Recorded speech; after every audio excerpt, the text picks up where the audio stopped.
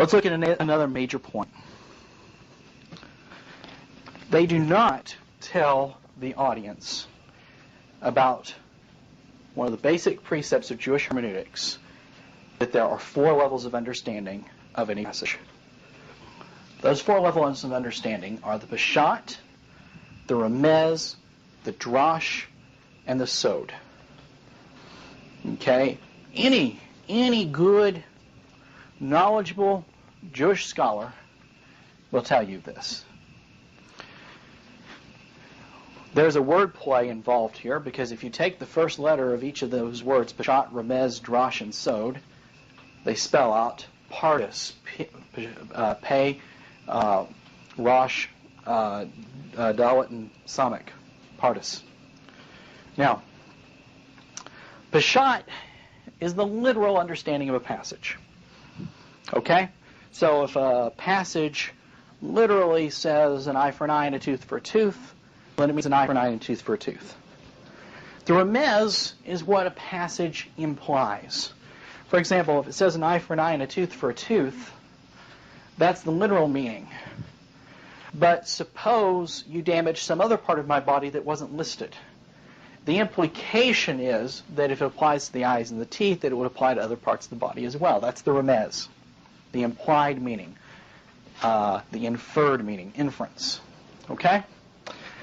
Then there's the drash. That is the allegorical or homiletical meaning of a passage. Okay, we all know what homily and allegory are. Okay? That's what most of the midrashim are. The midrashim are homiletical, allegorical applications of texts. The targums are very midrashic, by the way. Okay. The sod is the hidden, mystical, or secret meaning of a text. This is where you start dealing with Bible codes and gematria and notary con. Gematria is where you take the number value of a word and you say, you do some comparisons, comparing that with other words that have the same numeric value. Okay? That's what gematria has to do with. Notary con has to do with taking a sentence and taking the first letter of each word in the sentence and making a word. Or vice versa, taking each letter of a word and taking it as being the first letter of a sentence.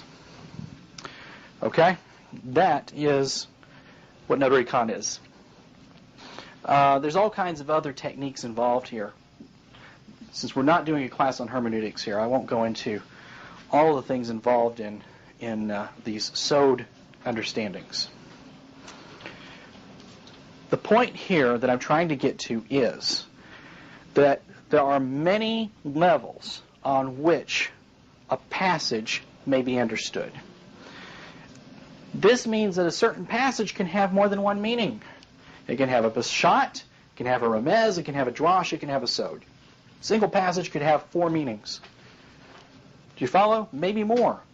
More than one allegory could be drawn from the same passage. Maybe more than one sod. Do you follow? Okay. Now, they don't tell you this because one of their primary strategies is to take a prophecy that is used as a messianic prophecy by supporters of Yeshua as the Messiah.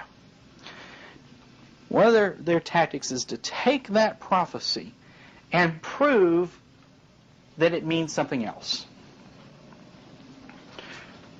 We'll talk about this one in more detail later. Hosea 11:1. Out of Egypt I have called my son. Matthew chapter 2 applies that passage to Yeshua as the Messiah and says, this passage is fulfilled by the fact that Yeshua was hidden away in Egypt by his father and then came up out of Egypt after the death of Herod. Okay? Now, that's how Matthew uses it. Okay? Now he's doing a drash, an allegory, a homily, okay, on the passage. The literal meaning of that passage, if you look at the context, is it's referring back to Israel coming out of Egypt, and that the Son of God that comes out of Egypt in that passage is Israel. the only way they can make that work, the only way they can make that stick, is not to tell you that a passage can have other meanings. Because if you knew that, if you knew that a passage could have an allegorical meaning or a homiletical meaning in addition to its peshat, if you knew that, then they could never successfully prove that Hosea 11:1 could not be applied to the Messiah. They couldn't do it. So they have to leave you in the dark there. They have to lead you to believe that a single passage can only have a single meaning. Now, they don't tell you that that's the case, but they don't educate you otherwise. They leave you with that implication, and then they make the basis of their argument so that they're proving that the passage can't mean that because it means something else. Another